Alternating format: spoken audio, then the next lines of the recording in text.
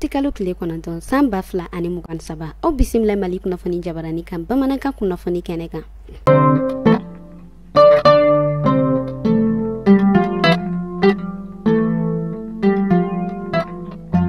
Kunnafoni daminɛna an ka jamana ɲɛmɔgɔ Colonel Assimi Goïta ale ni Burkina jamana ɲɛmɔgɔ olu yɛrɛ kɔni bɔla ka sɛbɛnci kɛ tarata don sɛbɛn min ni o yɛrɛ kɔni ɲɛsila Union africaine ma walasa CEDEAO ale yɛrɛ bɛ ka intervention militaire min ta k'o ɲɛsin Niger ma walasa a bɛ se ka a tigɛ lasegin n'o ye cogo min na.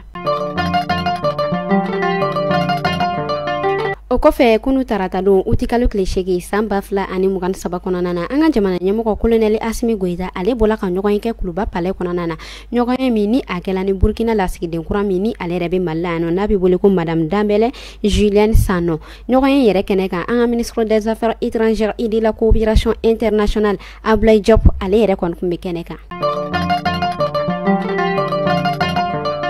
Salifou Keita ni ale yɛrɛ kɔni Mali dɔnkilidalaba ye kunu ale yɛrɛ kɔni bɔla k'a ka démission signé ko fɛn min yɛrɛ kɔni ye CNT k'a bɛ fɛ ka bɔ o kɔnɔna na.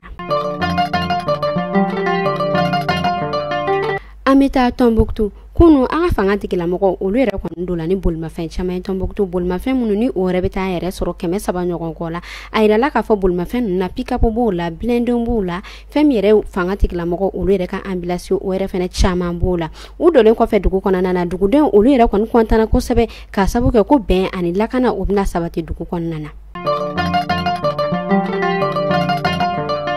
An bɛ taa kokan kibaru la kɛrɛnkɛrɛnnenya la Nigeriakaw olu yɛrɛ kɔni fɛ yen nɔ CEDEAO ale yɛrɛ kɔni bɔla ka kunnafoni di ka kunnafoniya min ni a y'a yira k'a fɔ alamisa don uti kalo tile 10 san 2023 kɔnɔna na ko u kɔni kan ka sommet extraordinaire kɛ Abujakaw olu yɛrɛ kɔni fɛ yen nɔ ni sommet min ni a yɛrɛ ɲɛmaya talen don ka di u ka jamana ɲɛmɔgɔ Bola Tinubu ma ni ale yɛrɛ de fɛnɛ bɛ ka CEDEAO o yɛrɛ kɔni baara ɲɛmaya ta sisan i n'a fɔ an bɛ waati min na.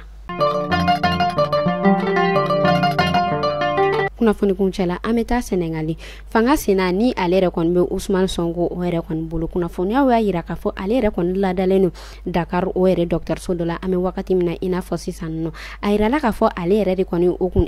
kun ye grève de faim o yɛrɛ kɔni entamé u ka dugu kɔnɔna na depuis juillet kalo tile 30 san 2023 o kɔnɔna na. Ni ne kun bɛ dansigi kɛ bi kunnafoni na ni e mɔgɔ i bɛ fɛ i ka yɔrɔ o ka lakodɔn ani ka baarafɛnw olu ka lakodɔn ni bɛ fɛ fɛnɛ i ka foli o ka bila an ka kunnafoniyaw olu duguma i b'an wele ni numéro damadɔ in na 75 71 50 31 ou bien 94 42 23 82 ni ne kun bɛ dansɔgɔ kɛ bi kunnafoni na aw k'an bɛɛ siɲɛ wɛrɛ.